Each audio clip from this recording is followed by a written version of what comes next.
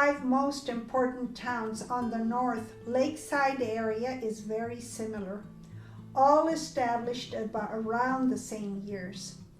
These towns are much more than the green directional signs you see. Jocotepec's original name was Xilotepec. It was founded by a group of indigenous people on the 20th of November, 1529. This group was originally living in Cutzalan, now San Juan Cozalan. The meaning of Xilotepec is among pots. Xitomatl, the chieftain who lived in San Juan Cozalan, was asked to found other towns, such as Ajijiquie, Zapotlan, now San Cristobal, Xilotepec, and Tomatlan. All this region was inhabited by indigenous people who worshipped different deities. The conquest was done by Alonso de Avalos in 1524, and as in the other towns, it was bloodless. Mainly Creoles were living in this area. Like most areas of Mexico, people flocked here. At first it was a municipality, but it grew so much that soon enough it had a city hall. In 1832 it acquired the title of Villa, town. Many indigenous people were living here to be able to supply all the needs of the Spanish that lived in the area. Tuxcueca and Tizapan are 2 municipalities that belong to this town, which belong to Chapala. There is a pre-Hispanic road crossing the hill from east to west on the north side of the mountainous chain, and we know it is pre-Hispanic because of the main findings of arrows and pieces of pot. This road was almost totally destroyed due to the construction of the Libramiento. The Franciscan friars also had the commitment to evangelize this area, founded a hospital with a chapel next to it. It was supported by the alms mainly of the indigenous people. During the viceroyal period, these towns organized ecclesiastical brotherhoods adhered to the parish of the Holy Conception. This brotherhood subsisted from the 16th century till the 19th century, when it was banished by the reform laws. We know that the brotherhood had properties with honey hives and had a big production of honey and wax to illuminate the homes and the church. The Church of El Señor del Guaje, the Lord of the Gourd, was the first temple and hospital during the colonial period.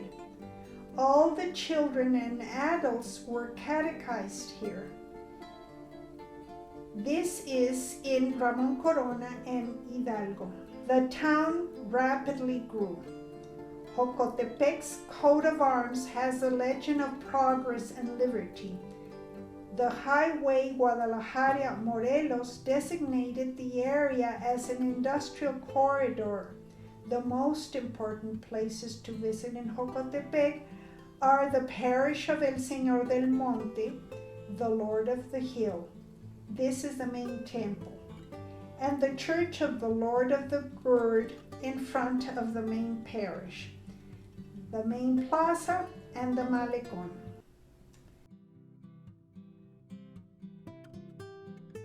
We like to offer you a variety of possibilities where you can eat the typical dish of the area. In our previous videos, we went to a high-end restaurant with an exclusive meal, but we are very adaptable, and today we will try something very different. The most typical dish in Jocotepec is the birria, a shredded goat meat with a special sauce that is eaten with chopped onion, lemon juice, and tortillas. It has a very particular flavor. It is very good. People normally accompany it with tequila. Today we are at the restaurant El Tartamudo, the Stutterer, in the portals of Jocotepec. Margarito Loza Parra has had this restaurant for 49 years. His daughter helps in the service of the restaurant. We are going to eat this dish today, but do not be afraid. We have eaten here before, and for sure, if they have been serving it during 49 years, no one has gotten sick. They prepare the goats in pieces and marinate it with a special sauce, and then the meat is cooked in this oven you see here. It is worth a try, as it is delicious. You can accompany it with a pint of tequila. You might think that you will get a hangover with tequila, but I will give you a secret to drink tequila. Always drink it straight, and at the end, take a glass of mineral water. Tequila hits the head when it's combined with other liquors. Tequila is like a cognac. It is delicious because you really taste the true flavor. For me, the añejo is the one I most like. More secrets for drinking tequila when we visit an hacienda in Tequila.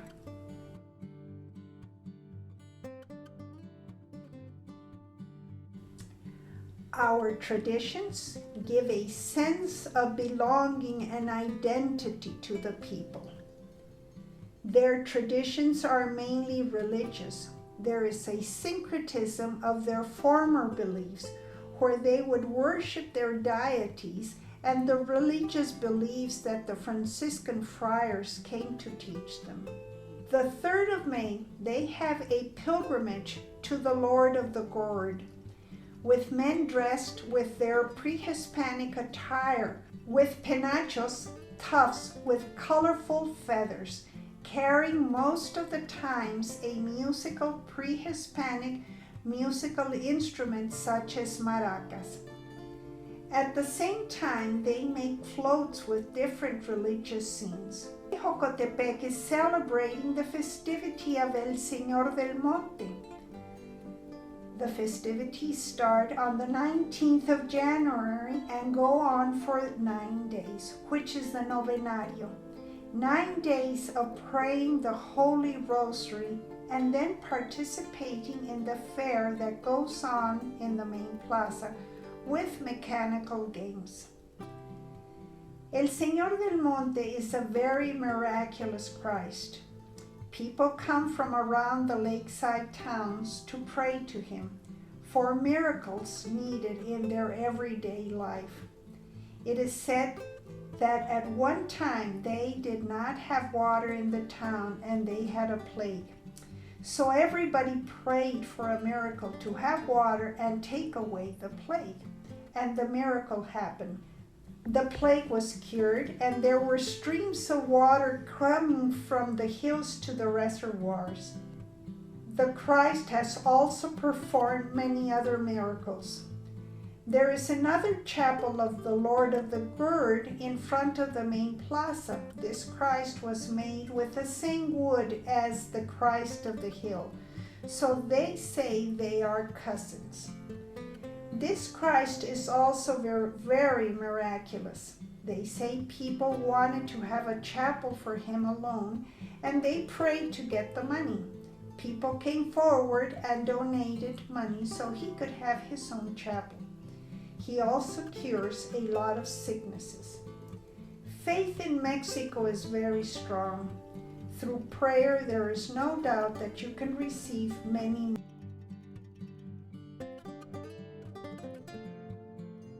This beautiful dress is made in Jocotepec.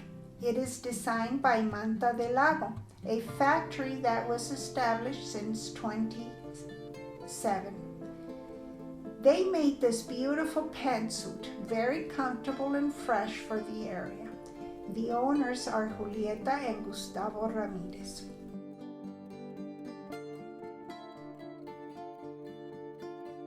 The beautiful necklace is from Jalisco Handicrafts. Erika Zamora makes beautiful designs, mainly of obsidian, a stone very common for the area in Jalisco.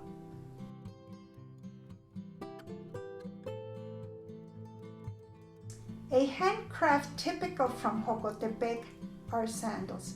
Serima Huaraches, the artisan Miguel Ramirez Trujillo, was instructed in childhood in the art of sandal artisanal fabrication. He has a great variety of styles and designs, all made in leather weaving white strips of leather which they have first beveled, like these ones.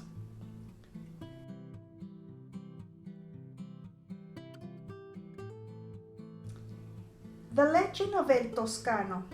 He was a thief. He would rob people on the roads. He would bury his ill-gotten goods in the hills in different locations. But as he did not want to leave his plunder without someone to guard it, he would kill people so their spirits would protect El Toscano treasures, which were many. Up to date, people say that there are still spirits of the unfortunate people killed. And even though people nowadays want to unbury the treasures, they do not dare because of the spirits that roam in the hills.